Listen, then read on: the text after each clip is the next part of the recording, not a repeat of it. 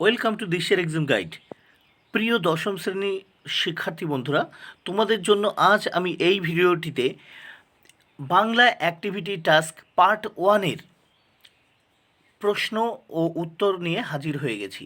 বন্ধুরা, তোমরা এখনও পর্যন্ত যারা অ্যাক্টিভিটি টাস্কগুলো কমপ্লিট করতে পারোনি তারা অবশ্যই কিন্তু এই ভিডিওটি দেখে নিও ও অ্যাক্টিভিটি টাস্কটা কমপ্লিট করে নিও। বন্ধুরা, প্রত্যেকটি প্রশ্নের সঠিক উত্তর নিয়ে এই অ্যাক্টিভিটি টাস্কটি আমি তৈরি করেছি।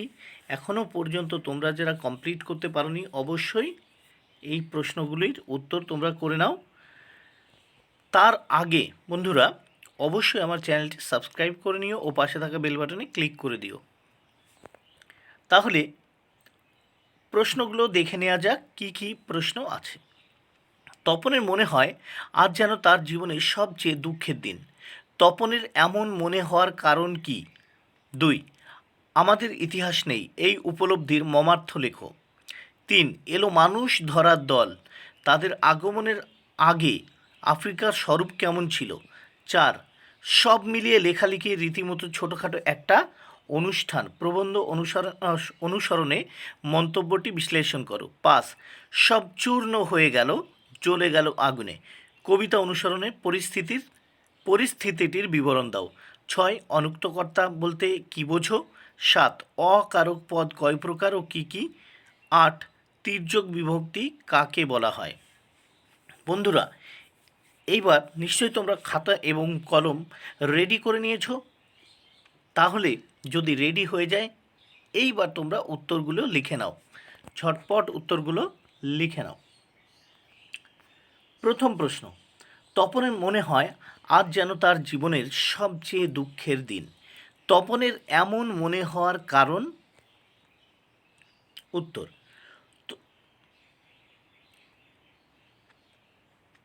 তপনের সারা দুপুর বসে লেখা গল্পটা তার ছোটো মাসি একরকম জোর করে তার মেসোকে দেখায়। ছোটো মেসো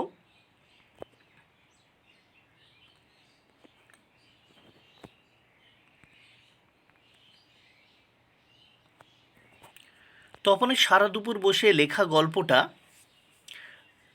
তার ছোটো মাসি একরকম জোর করে তার মেসোকে দেখায়।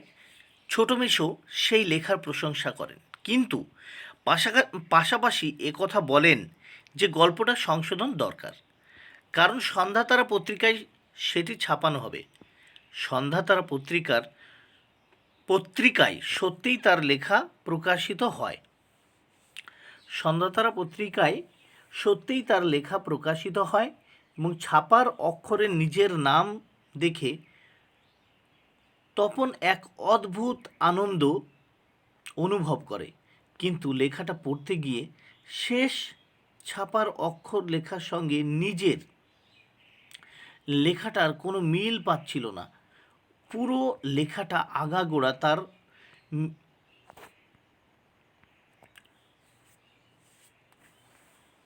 তার মেসো পুরো লেখাটা আগাগোড়া তার মেসো, বন্ধুরা এখানে কিন্তু মেসো হবে, এখানে মেয়ে লেখা হয়ে গেছে। পুরো লেখাটা আগাগোড়া তার মেসো সংশোধন করে দিয়েছিলেন এবং দুঃখ লজ্জায় অপমানে তপন ভেঙে পড়ে।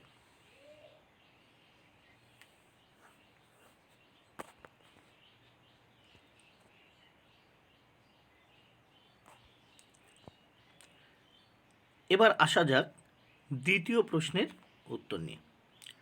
আমাদের ইতিহাস নেই, এই উপলব্ধির মর্মার্থ লেখো। উত্তর, ইতিহাস হলো প্রকৃতপক্ষে কোনো জাতির এবং সভ্যতার আত্মবিকাশের পথ ও পর্যায়ের কাহিনী। তাই অতীতের উপর দাঁড়িয়ে যখন বর্তমানকে তৈরি করা যায় তখন তা যথাযথ হয়। দুর্ভাগ্যের বিষয় এই যে আমাদের প্রকৃত ইতিহাস থেকে আমরা বিচ্ছিন্ন হয়েছি।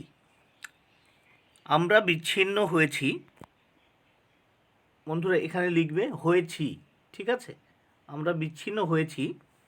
শঙ্খ ঘোষ যখন তার আয় আরও বেঁধে বেঁধে থাকি কবিতায় আমাদের ইতিহাস না থাকার কথা বলেন, শুধু ইতিহাস না থাকার নয়, বিকৃত এবং ভ্রান্ত ইতিহাসের মধ্যে পড়ে এখানে ভ্রান্ত বিকৃত এবং ভ্রান্ত ইতিহাসের মধ্যে পড়ে দিকভ্রান্ত মানুষের কোথাও কবি বলেছেন, দিকভ্রান্ত মানুষের কথাও কবি বলেছেন। বন্ধুরা এখানে ঠিক করে লিখবে, কথা ও কবি বলেছেন। পৃথিবীর ইতিহাসে বন্ধুরা, এখানে পৃথিবীর ইতিহাসে যারা যখন ক্ষমতায় থেকেছে ইতিহাসকে তারা তখন নিজেদের মতো করে নিজেদের স্বার্থে পরিচালিত করেছে। আমাদের চোখ মুখ ঢাকা, আমরা ভিখারি 12 মাস। ইতিহাস বিচ্ছিন্ন জাতি, আসলে শিকড় বিচ্ছিন্ন জাতি,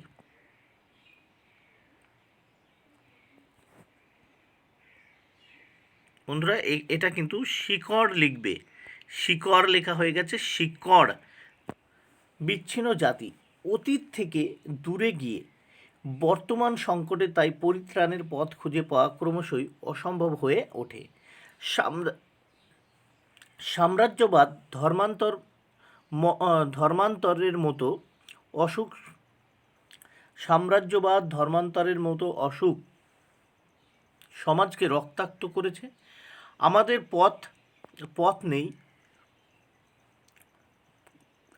পথ নেই কোনো, আমাদের ঘর উড়ে গেছে, আমাদের শিশুরা সব ছড়ানো রয়েছে কাছে দূরে। এখানে ভিখারি হয়ে বেঁচে থাকাটা মানুষের নিয়তি।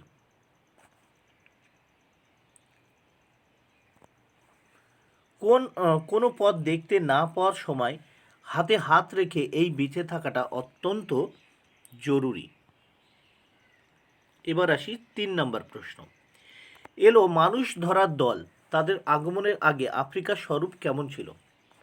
উত্তর, রবীন্দ্রনাথ ঠাকুরের আফ্রিকা কবিতাটি আফ্রিকাকে ইতিহাসের পটভূমিতে রেখে কবিতার রূপ ও রূপান্তরের ছবিকে তুলে ধরেছেন। বিশ্ব সৃষ্টির প্রথম পর্বে স্রষ্টা যখন নিজের প্রতি অসন্তোষে নতুন সৃষ্টিকে বারবার বিধ্বস্ত করছিল, সেই সময় রুদ্র সমুদ্রের বাহু প্রাচী ধরিত্রীর বুক থেকে ছিনিয়ে নিয়ে গেল তোমাকে আফ্রিকা। সৃষ্টির সেই প্রথম লগ্ন থেকে আফ্রিকা ছিল আদিম অরণ্য পরিবৃত্ত। কবির কথায় বিভীষিকায় যেন হয়ে উঠেছিল এই আফ্রিকার মহিমা, যা দিয়ে সে আসলে নিজের যাবতীয় সংখ্যাকে পরাজিত করতে চাইছিল। সৃষ্টির সেই প্রথম যুগে আফ্রিকা ছিল বাকি পৃথিবীর কাছে উপেক্ষার পাত্র।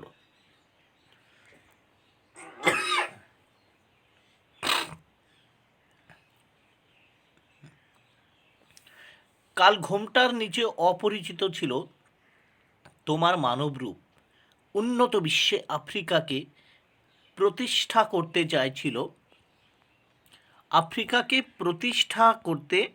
চাইছিল আগম্য এবং ভয়াবহতার এক অন্ধকার মহাদেশ। কাল ঘণ্টা হিসেবে উপেক্ষার অবমাননায় ছিল আফ্রিকার একমাত্র কামনা।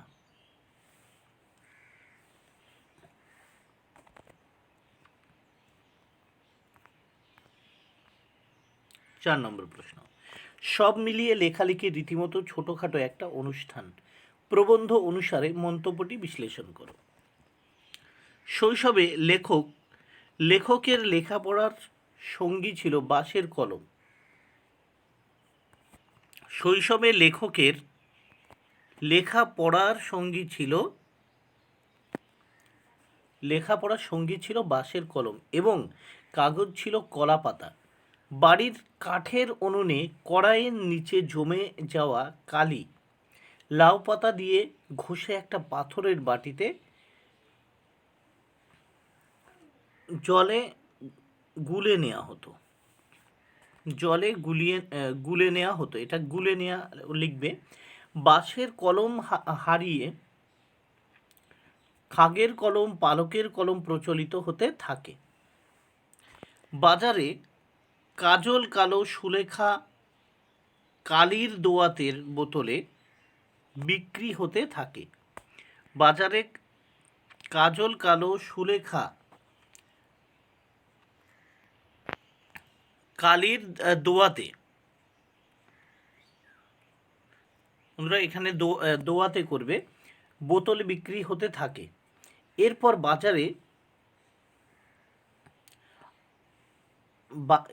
বাজারে আসলো পেন।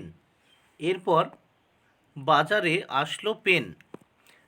তারপর বিজ্ঞানের সৃষ্টি কম্পিউটার, যা মানুষকে যন্ত্র মনিবে বা মানবেও করতে পারো, এখানে যন্ত্র মানবে পরিণত করে। বাজার থেকে সব ধরনের কালি হারিয়ে যেতে থাকলো। লেখক সাংবাদিক হিসেবে লেখালেখি কাজে যুক্ত ছিলেন। লেখক অফিসে কোনো দিন কলম নিয়ে যেতে বিপদে পড়ে তিনি কারোর কাছে কলম নেই, বিপদে পড়েন তিনি, কারণ কারো কাছে কলম নেই। কম্পিউটারের আধিপত্যকে মেনে নিলেও কলমের সঙ্গে লেখকের সব জীবনের স্মৃতি হারিয়ে যেতে বসেছে, যা তার মনকে ভারাক্রান্ত করেছে। এবার আসি 5 নম্বর প্রশ্ন। সব চূর্ণ হয়ে গেল, জ্বলে গেল আগুনে, কবিতা অনুসারে পরিস্থিতির বিবরণ দাও। উত্তর: অসুখী একজন কবিতায় উল্লেখিত অংশে বিপ্লবী তার প্রিয় যে বাড়িতেই থাকতেন সেই বারান্দা, যার ঝুলন্ত বিছানায় ঘুমিয়ে থাকবেন প্রিয় গোলাপের গাছ ছড়ানো করতলার মতো পাতা, চিমনি, জল তরঙ্গ, এই সব কিছু চূর্ণ হয়ে যায়। বিপ্লবের পথ চলা সংগ্রামের দুর্গম পথে তাই যুদ্ধ সেখানে অনিবার্য। যুদ্ধ আসে রক্তের আগ্নেয় পাহাড়ের মতো, অর্থাৎ ধ্বংস ও রক্তাক্ত যুদ্ধ অনিবার্য ফলশ্রুতি। সে আগুন অনেক কিছুকে ধ্বংস করে। ধ্যানমগ্ন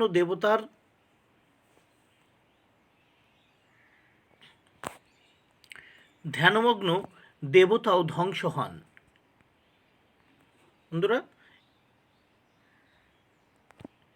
এখানে সে আগুন অনেক কিছুকে ধ্বংস করে, ধ্যানমগ্ন দেবতা ধ্বংস হন। এখানে লিখবে ধ্যানমগ্ন দেবতা ধ্বংস হন,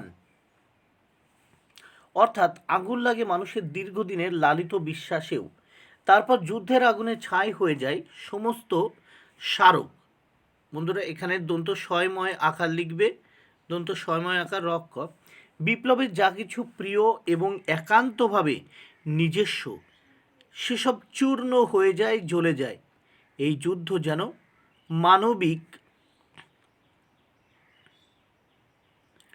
মানবিক নিষ্ঠার ধ্বংস নিশ্চিত করে দেয়।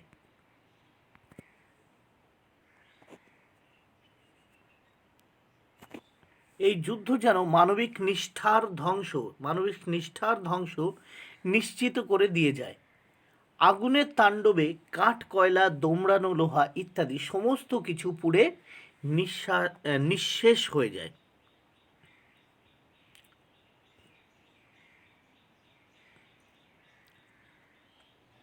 বন্ধুরা এবার আসি 6 নম্বর প্রশ্ন। অনুক্ত কর্তা বলতে কি বোঝো? উত্তর কর্ম ও ভাববাচ্যের কর্তা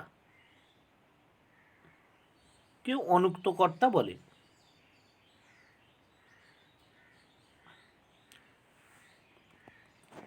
তাহলে উত্তরটা কি হবে বন্ধুরা দেখে নাও।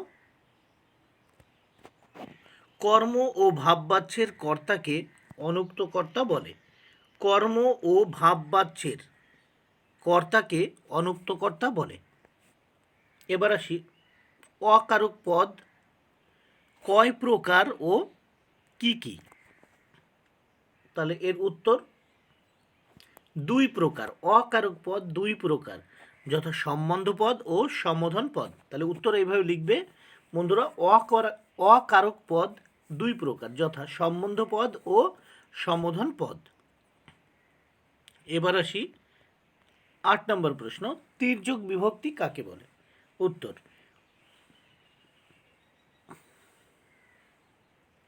কোনো বিভক্তি একাধিক কারকে ব্যবহার হলে তাকে তির্যক বিভক্তি বলে। কোনো বিভক্তি একাধিক কারকে ব্যবহার হলে তাকে তির্যক বিভক্তি বলে। যেমন এ, তে, কে, এইগুলো তির্যক বিভক্তি। তাহলে তির্যক বিভক্তি কাকে বলে? কোনো বিভক্তি একাধিক কারকে ব্যবহার হলে তাকে তির্যক বিভক্তি বলে। যেমন এ, তে, কে। বন্ধুরা,